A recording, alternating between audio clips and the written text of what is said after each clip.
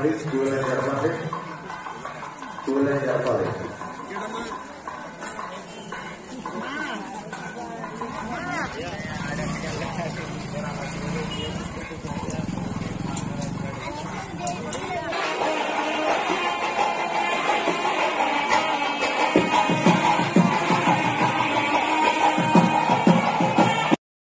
అభిషేకం ఉంటే రాత్రి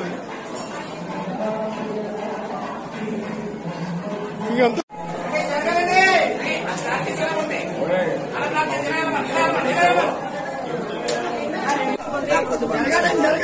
అని చెప్తారు.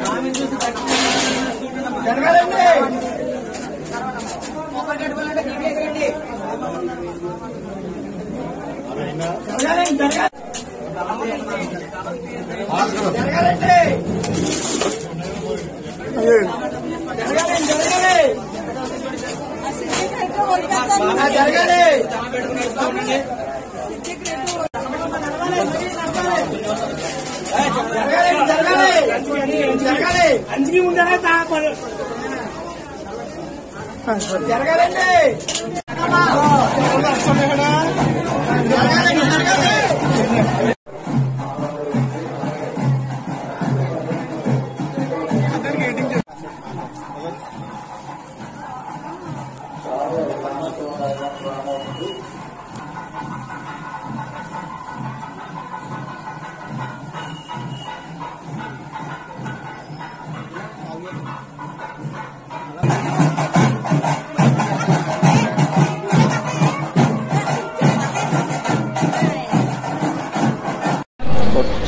మాది కాకినాడ అండి. కాకినాడ దగ్గర ఒక ఊరండి మాది. మేము బిక్కోలు, మా పేరు చేసుకుమారి అండి. బిక్కోలు షష్టికి వచ్చేవండి. మా కోళ్ళకి పిల్లలు పుడతలేదని 3 సంవత్సరాలు అయిందని పెళ్ళి అయ్యి తీసుకొచ్చి ఇక్కడ పడుకోబెట్టానండి. అలా వచ్చాక తీసుకెళ్ళిపోతామండి. పిల్లలందరికీ పుడుతున్నారంటండి. దేవుడు మహిమండి. ఈ దేవుడు మమ్మల్ని ఆశీర్వదించారు. పుట్టారండి మా ఊళ్ళో. మా ఆడపడికి 10 సంవత్సరాల క్రితం పడుకోబెట్టానండి. పుడితే అబ్బాయి అమ్మాయి పుట్టారండి. అందుకని ఇప్పుడు మళ్ళీ మా కోళ్ళని కూడా తీసుకొచ్చానండి. పిల్లలు పుడతారు. ఈ షష్ఠి సందర్భంగా స్వామివారికి కుమార సుబ్రహ్మణ్యేశ్వర స్వామి బ్రహ్మచారిగా ఉంటూ ఈ బిక్కుబోలులో నిషిద్ధమైనటువంటి విధానంగా ఉండడం జరిగింది. ఈ స్వామివారికి తెల్లవారుజామున షష్ఠి రోజున తీర్థం బిందుతో నీళ్లు, నదీ స్నానం నుంచి నీళ్లు తీసుకొచ్చి స్వామివారికి అభిషేకం చేసి చాలా విశిష్టంగా చేయడం జరుగుతూ ఉంటుంది. ఈ రోజున సంతానం కోరేటువంటి వాళ్ళకి, దాని తర్వాత వివాహం కానిటువంటి అమ్మాయిలకి, వ్యాపారస్తులకి, శత్రు బాధ ఉన్నటువంటి వాళ్ళు, ఇలాగా ఎవరు కోరిక ఉన్నటువంటి వారి కోరికలకి తీర్చడానికి స్వామివారు ఇవాళ కొలువై ఉన్నారు. అందువల్ల ప్రతి భక్తులు కూడా ఈ షష్ఠి రోజున వచ్చి వాళ్ళ యొక్క కోరికలు కోరుకుంటూ స్వామివారి అనుగ్రహాన్ని పొందుతూ ఈ స్వామివారికి షష్ఠి అనేటువంటిది మహావైభవంగా జరగడం జరుగుతోంది. వాళ్ళ యొక్క కోరికల నిదర్శనంగా స్వామివారి షష్ఠి రోజున ఇక్కడ ఈ పూజలు, వ్యవహారాలు, దర్శనాలు చేసుకోవడం జరుగుతూ ఉంటుంది.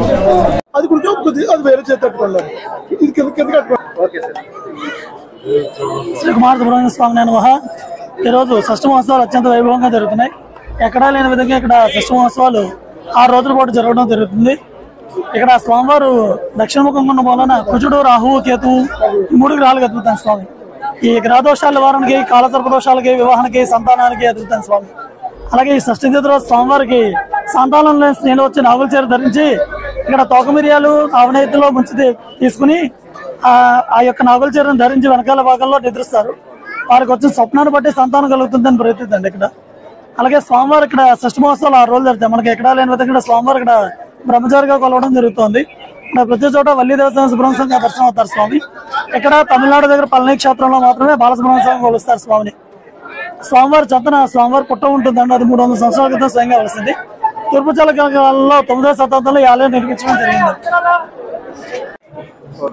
ఈరోజు బెక్కోలు శ్రీ కుమార సుబ్రహ్మణ్యేశ్వర స్వామివారి షష్ఠి ఉత్సవాలు అత్యంత ఘనంగా జరుగుతున్నాయి.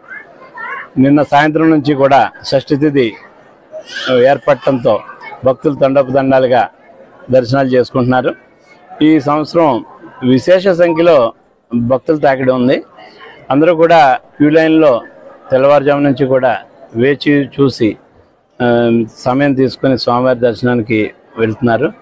వారందరికీ కూడా మంచి సదుపాయాలు కలగజేసడం జరిగింది. అలాగే అనేక సాంస్కృతిక కార్యక్రమాలు, ఆధ్యాత్మిక కార్యక్రమాలు, అలాగే బాణాసంచ, ఇతరత్ర అమ్యూజ్మెంట్ పార్క్, ఎవ్రీథింగ్ వాళ్ళందరికీ కూడా ఏర్పాటు చేయడం జరిగింది. ఈ సందర్భంగా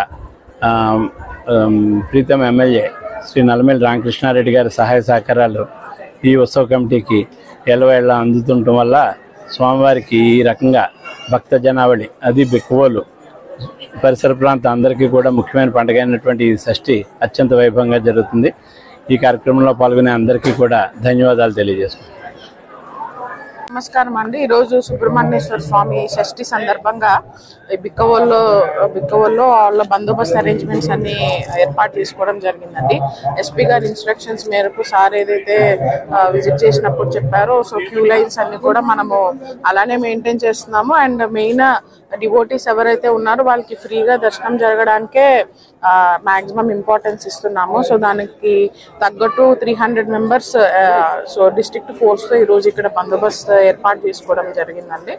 సో అది మన మాక్సిమం ఇప్పుడు ఈరోజు దర్శనం కానివ్వండి, అండ్ నైట్ ఫైర్ వర్క్స్ కి సంబంధించి, అండ్ రేపు రథయాత్ర ఏదైతే ఉందో అటన్నిటికీ కూడా ప్రాపర్గా అరేంజ్మెంట్స్ చేసుకున్నాము. అండ్ అవన్నీ కూడా చూసుకుంటున్నాము.